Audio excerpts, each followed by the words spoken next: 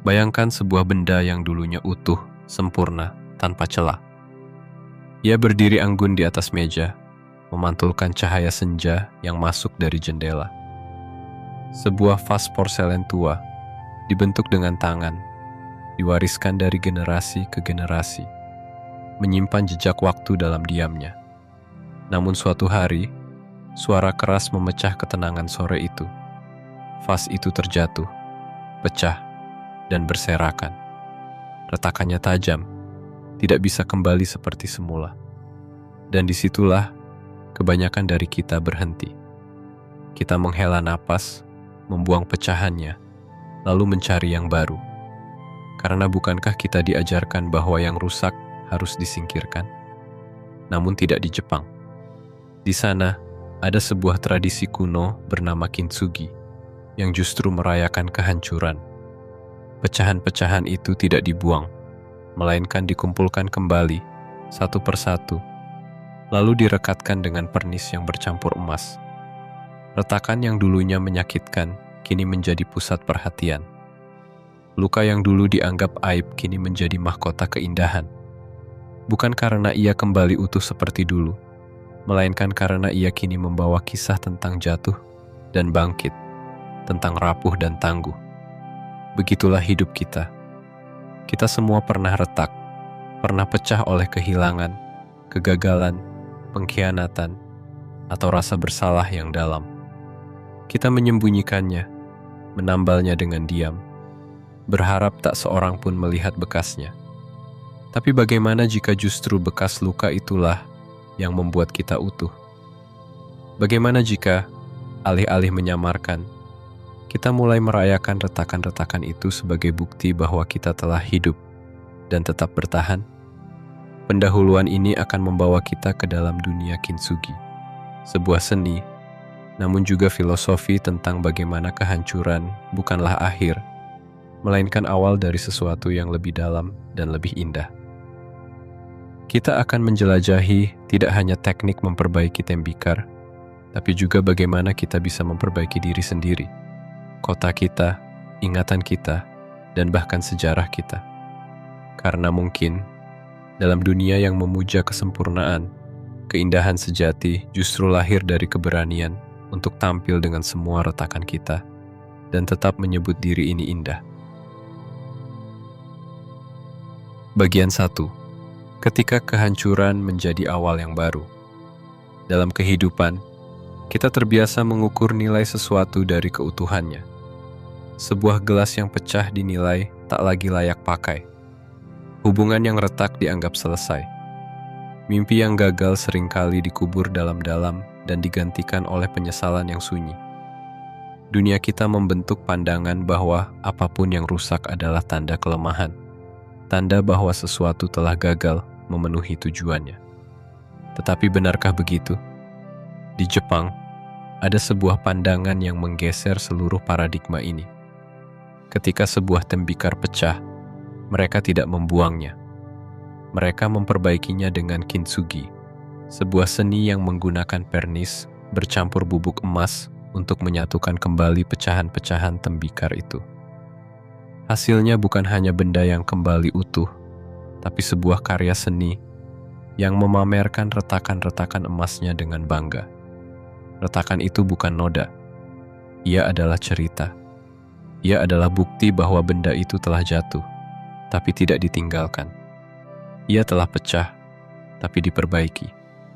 Dan dari proses itulah, keindahan yang baru lahir. Filosofi ini begitu dalam, karena ia berbicara kepada sisi paling rapuh dalam diri manusia, bagian dari diri kita yang telah hancur. Tidak ada manusia yang sepenuhnya utuh. Kita semua membawa luka, baik yang tampak di permukaan maupun yang tersembunyi jauh di dalam. Dan seperti tembikar yang retak, seringkali kita merasa tidak lagi berharga, tidak lagi utuh, tidak lagi pantas dicintai atau dihargai. Tapi bagaimana jika nilai kita justru bertambah karena pengalaman-pengalaman itu? Bagaimana jika setiap luka, setiap kegagalan, setiap kehilangan adalah lapisan emas yang memperkaya cerita hidup kita? Kintsugi bukan hanya cara memperbaiki benda mati. Isu adalah filosofi hidup. Ia mengajarkan bahwa kerusakan bukanlah akhir, melainkan transisi. Ia membisikkan bahwa dalam dunia yang menolak ketidaksempurnaan, kita bisa memilih jalan lain, menerima, memperbaiki, dan menjadikan luka kita sebagai sumber keindahan. Ada kerendahan hati dalam kintsugi, karena ia tidak berusaha menipu mata. Ia tidak menyembunyikan bekas luka. Justru sebaliknya, ia menampilkannya. Ia menyatakan, "Lihat, aku pernah hancur, tapi aku tidak menyerah. Aku tidak dibuang. Aku diperbaiki.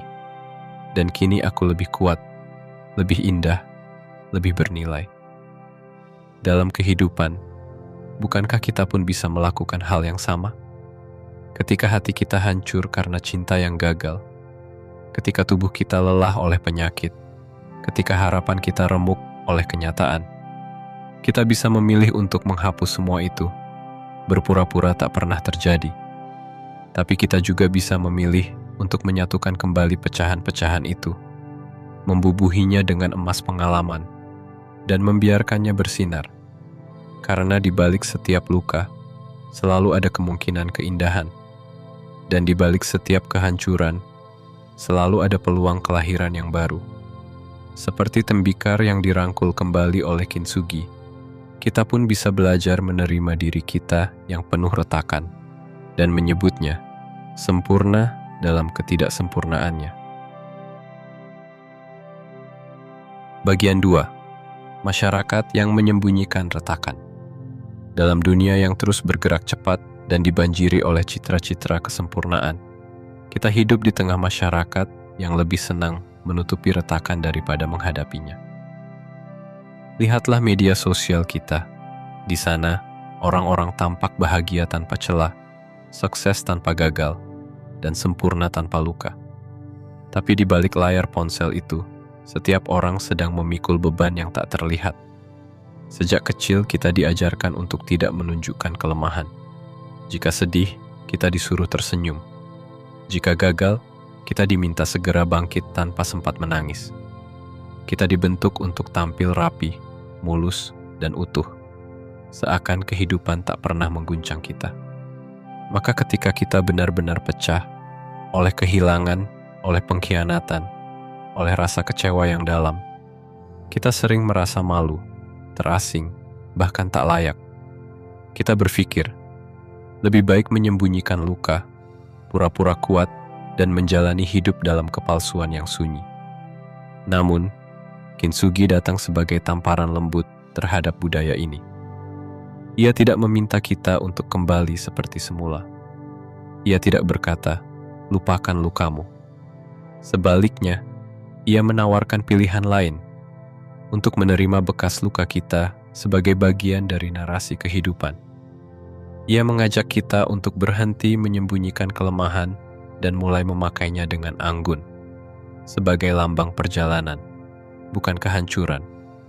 Kita hidup dalam dunia yang lebih suka mengganti daripada memperbaiki. Sepatu rusak dibuang, hubungan renggang diputus, diri yang merasa gagal ditinggalkan begitu saja. Tapi kintsugi bertanya, mengapa tidak kau coba perbaiki? Dan bukan sembarang perbaikan, tapi perbaikan yang menghargai sejarah kerusakan itu. Perbaikan yang tidak menutupi bekas luka, melainkan memberinya warna emas agar semua orang bisa melihat dan belajar darinya. Kita lupa bahwa nilai sejati tidak terletak pada kesempurnaan, tetapi pada makna. Sebuah benda yang retak dan diperbaiki dengan penuh kasih memiliki nilai emosional yang jauh lebih tinggi dibandingkan benda baru yang tanpa sejarah. Begitu pula manusia, mereka yang pernah jatuh dan bangkit, pernah terluka namun tetap mencintai, pernah hancur tapi tetap berbagi cahaya, adalah jiwa-jiwa yang memesona. Bayangkan jika kita mulai mengubah cara pandang kita. Jika kita melihat kegagalan bukan sebagai aib, melainkan sebagai pelatihan jiwa. Jika kita melihat luka bukan sebagai noda, melainkan sebagai mahkota. Jika kita berhenti menyembunyikan air mata dan mulai membiarkannya jatuh, sebagai bukti bahwa kita pernah peduli, pernah mencoba, pernah hidup sepenuh hati. Kintsugi mengajarkan bahwa memperbaiki bukanlah tanda kelemahan. Justru itulah kekuatan sejati. Dan dunia akan menjadi tempat yang lebih hangat jika kita semua saling menunjukkan retakan kita dan berkata, "Aku juga pernah pecah, tapi aku kembali. Dan kini aku lebih kuat, lebih lembut, dan lebih indah." Bagian 3. Kota tua yang tidak menyembunyikan lukanya. Kini, mari kita keluar dari ruang batin dan melangkah ke dunia nyata, ke sebuah kota bernama Tilburg. Sebuah kota industri kecil di Belanda, berpenduduk sekitar 200.000 jiwa. Kota ini sering dipandang sebelah mata, dijuluki jelek oleh masyarakat sekitar karena tak memiliki kanal-kanal indah, tembok kota bersejarah, atau gereja megah layaknya kota-kota tetangganya seperti Breda atau Den Bosch. Tilburg adalah itik buruk rupa dalam dongeng kota-kota Belanda. Namun justru dari ketidakindahan inilah kisah menarik dimulai. Tilburg lahir dari desa-desa kecil yang menyatu karena kebutuhan industri. Ia tumbuh sebagai pusat tekstil yang kemudian runtuh di tahun 80-an. Yang tersisa hanyalah gedung-gedung tua yang ditinggalkan, bekas pabrik yang kosong, dan rumah-rumah buruh yang dianggap tidak layak huni. Wajah kota ini retak, bukan oleh gempa, tapi oleh waktu dan keusangan. Di titik ini, kota lain mungkin akan memilih jalan pintas, merobohkan bangunan tua, membangun yang baru, menyamakan diri dengan kota lain yang lebih cantik, lebih rapi, lebih layak jual. Tapi Tilburg tidak memilih jalur itu. Kota ini memilih jalan kintsugi. Alih-alih menghapus sejarah industrinya, Tilburg merangkulnya. Aula kereta api yang luas dijadikan gedung perayaan. Bekas gudang diubah menjadi perpustakaan yang kemudian terpilih sebagai bangunan terbaik dunia dalam Festival Arsitektur Dunia tahun 2019. Gerbong tua jadi restoran, depo kereta jadi taman. Bekas luka kota itu tidak disembunyikan, tapi disulap menjadi karya. Mereka tidak menutupi sejarahnya dengan cat putih, tapi memberinya garis emas. Layaknya tembikar retak yang diperbaiki dengan pernis emas. Dan di sanalah letak kekuatan kota ini. Tilburg tidak pura-pura menjadi Breda. Ia tidak menghapus masa lalunya. Ia tidak menyangkal bahwa ia pernah menjadi kota yang dilupakan. Ia merangkulnya. Kota ini menolak untuk memamerkan keindahan palsu. Ia memilih untuk jujur. Ya, aku pernah kosong. Tapi kini aku terisi lagi, dan setiap lukaku kini punya arti. Apa yang dilakukan Tilburg adalah contoh nyata bagaimana filosofi kintsugi bisa hidup dalam ruang, bukan hanya dalam benda. Bagaimana sebuah tempat yang dianggap tidak menarik bisa menjadi sumber inspirasi ketika ia memilih untuk tidak menutupi cacatnya, tapi menjadikannya fondasi untuk membangun keindahan baru. Dan bukankah kita, sebagai manusia, bisa meniru hal yang sama?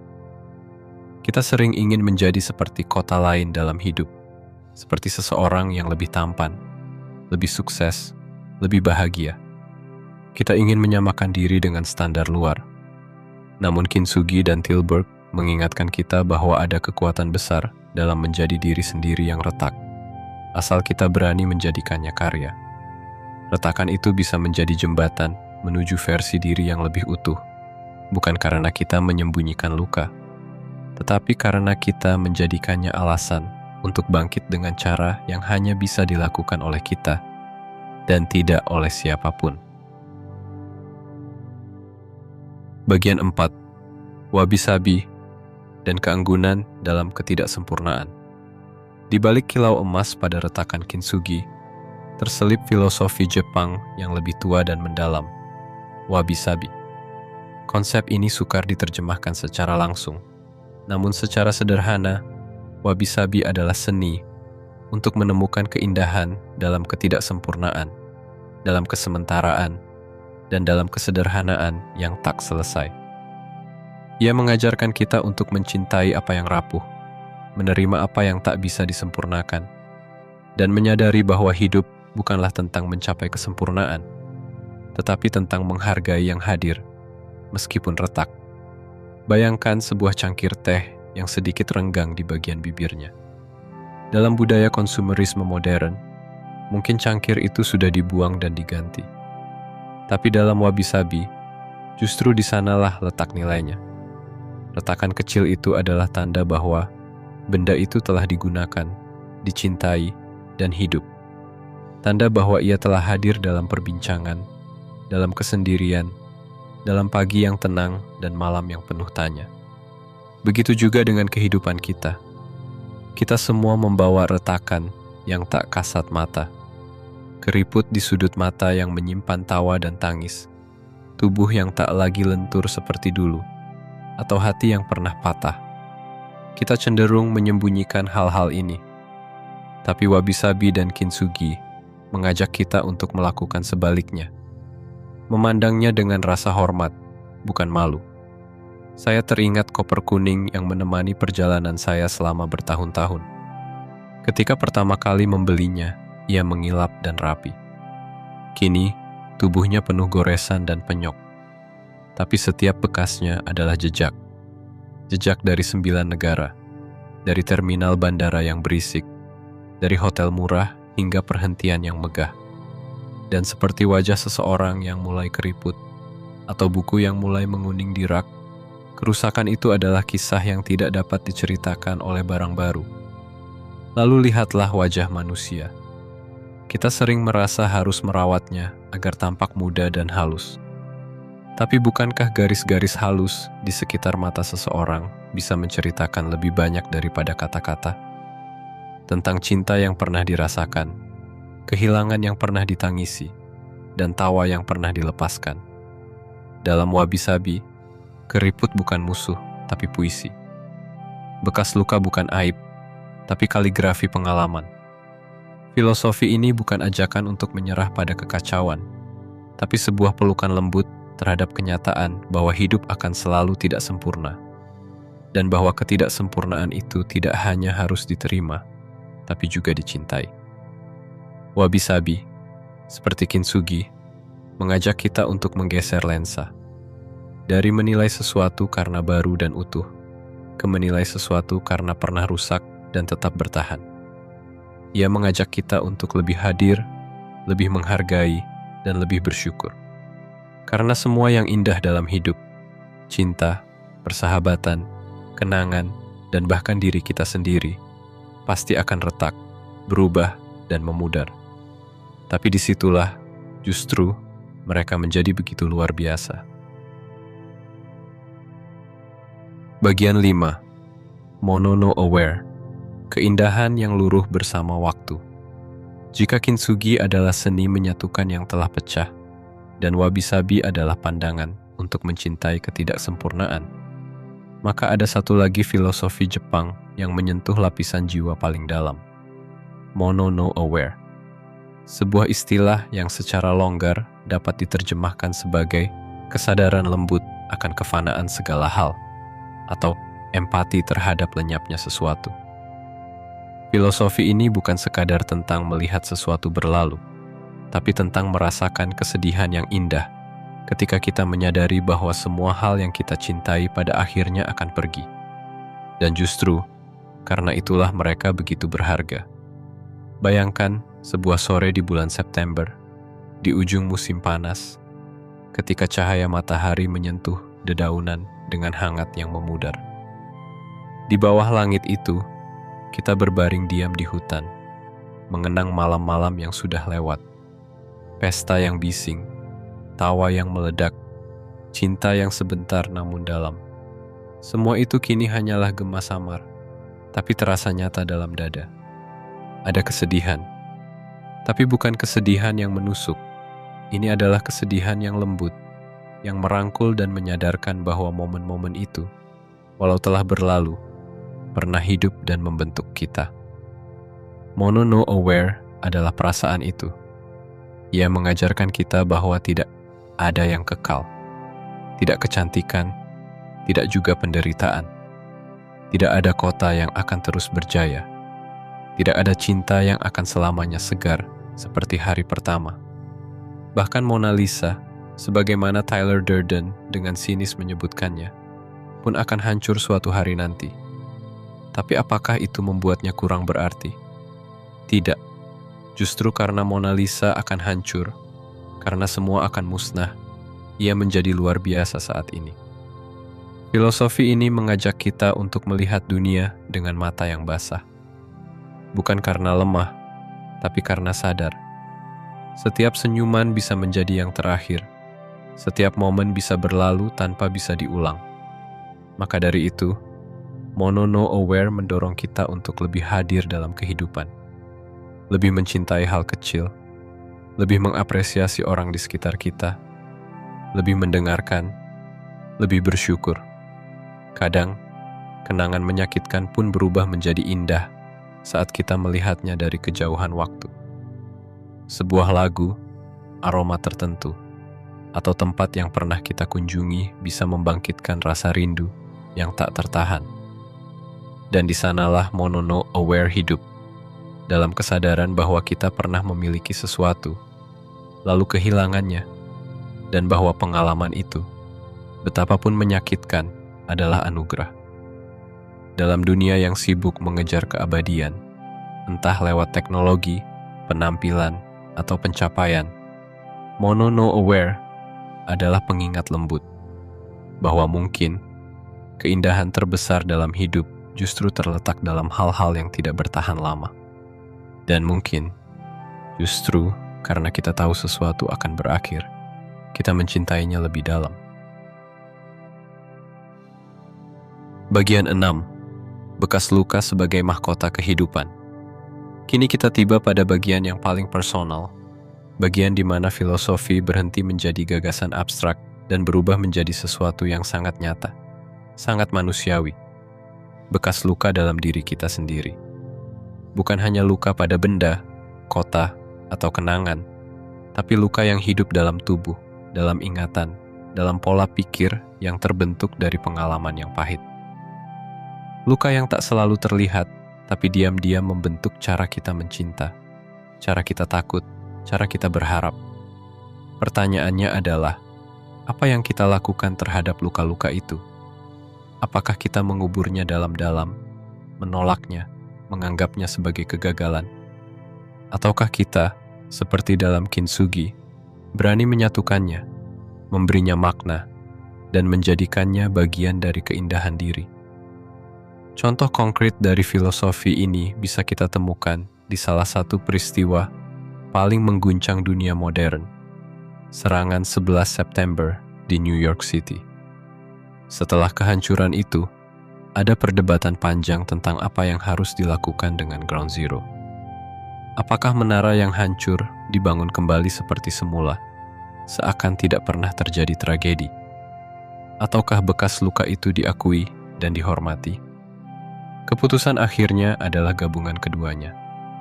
2 kolam air dibangun di tempat berdirinya menara kembar, dengan air yang jatuh ke dalam lubang tak berdasar, simbol kehampaan dan kehilangan. Di sekelilingnya tertulis nama-nama mereka yang wafat, nama yang tak ingin dihapus dari sejarah. Di sebelahnya berdiri One World Trade Center, menjulang lebih tinggi dari menara yang pernah berdiri di sana. Simbol harapan, simbol bangkit kembali, simbol bahwa luka tidak disembunyikan. Ia diubah menjadi peringatan, menjadi kekuatan. Inilah Kintsugi dalam skala monumental. Dan jika kota bisa melakukan itu, mengapa tidak manusia? Kita semua punya ground zero pribadi, titik dalam hidup yang membuat kita jatuh, hancur, remuk. Entah itu kematian orang tercinta, kehilangan arah hidup, perceraian, trauma masa kecil, atau pengkhianatan. Titik-titik itu bisa membuat kita ingin menyembunyikan diri, memalsukan senyuman, dan menutupi retakan hati kita dengan lapisan pura-pura. Namun Kintsugi tidak menyarankan itu. Ia tidak meminta kita untuk melupakan. Ia tidak berkata, bangkitlah seakan tak pernah jatuh. Ia justru mengajak kita berkata, "Aku pernah jatuh, dan ini bekasnya. Tapi lihat, aku tetap ada. Aku utuh dalam cara yang baru." Bayangkan dunia di mana setiap orang tidak malu dengan bekas lukanya. Dunia di mana seseorang berkata, "Aku pernah menderita," dan orang lain menjawab, "Aku juga." Dunia di mana retakan tidak disembunyikan, tapi dipoles dengan empati dan keberanian.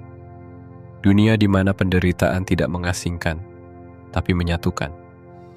Dan bukankah puncak dari keindahan adalah ketika seseorang yang telah hancur memilih untuk memperbaiki dirinya dan mengulurkan tangannya pada yang lain? Mungkin kita tidak perlu menjadi utuh lagi. Mungkin keutuhan sejati tidak pernah berarti kembali seperti semula. Mungkin menjadi utuh berarti menjadi versi baru dari diri kita, yang memiliki garis-garis emas di tempat kita dulu retak. Dan mungkin yang paling penting, bahwa garis-garis itu bersinar bukan karena emasnya, tapi karena keberanian kita untuk tetap hidup, tetap mencinta, dan tetap berjalan meskipun kita pernah pecah berkeping-keping. Karena seperti yang dikatakan Tyler Durden, "Aku tidak ingin mati tanpa bekas luka." Dan mungkin seperti filsuf Stoa Marcus Aurelius pernah tulis, bahkan roti yang mekar tak sempurna di oven memiliki daya tarik. Bahkan buah zaitun yang mulai membusuk memiliki keindahan tersendiri. Begitulah kita, tidak sempurna, retak di banyak sisi, tapi masih hidup, masih mencipta, masih bermakna. Pada akhirnya, hidup bukanlah kisah tentang bagaimana kita tetap utuh, melainkan bagaimana kita bertahan setelah pecah. Bukan tentang menyembunyikan luka, tetapi tentang mengenalinya, memeluknya, dan menjadikannya bagian dari kisah yang kita bawa kemanapun kita melangkah. Filosofi Kintsugi tidak mengajak kita untuk mencari kesempurnaan. Ia mengajak kita untuk menata ulang makna keindahan. Bahwa keindahan sejati tidak terletak pada hal-hal yang tak pernah retak, melainkan pada hal-hal yang telah jatuh, namun memilih untuk diperbaiki. Dan bukan dengan sembarangan, tetapi dengan emas, dengan cinta, dengan ketulusan, dengan penghormatan terhadap sejarah yang telah dilewati. Begitu pula kita, manusia. Kita bukan lukisan yang harus selalu rapi. Kita adalah tembikar yang telah mengarungi waktu, terkena benturan hidup, dan menyisakan garis-garis retakan. Tapi kita tetap bisa memilih, apakah akan menyembunyikan semua itu, atau merangkulnya dengan kepala tegak dan berkata, "Lihat, ini aku, inilah kisahku." Kintsugi bukan hanya tentang tembikar, ia adalah cermin tentang bagaimana cara kita memperlakukan diri sendiri, kota kita, kenangan kita, dan satu sama lain. Ia mengajak kita untuk berhenti mengukur segala sesuatu dengan standar kesempurnaan dan mulai menghargai keberanian dalam proses perbaikan, dalam kesabaran menyatukan kembali pecahan-pecahan, dan dalam keindahan yang muncul setelah luka. Dan jika hari ini kamu merasa rusak, hancur, atau retak, ingatlah bahwa kamu tidak sendirian. Retakan itu bukan akhir. Itu adalah titik di mana kisah barumu akan dimulai. Dan siapa tahu, justru dari sanalah emas dalam hidupmu akan mulai terlihat. Maka biarkan garis-garis retak itu bersinar. Biarkan mereka berbicara tentang keberanianmu, perjalananmu, dan cinta yang tetap ada meski bentuknya berubah. Karena hidup yang sejati bukanlah hidup yang tanpa luka, tetapi hidup yang memilih untuk menciptakan keindahan dari luka itu, dengan emas yang hanya bisa ditempa oleh hati yang pernah remuk, dan kini memilih untuk tumbuh. Terima kasih telah mengikuti perjalanan ini. Kini, saatnya bertanya pada diri sendiri, apa saja retakan yang telah membentukmu, dan emas apa yang sedang kamu poles darinya?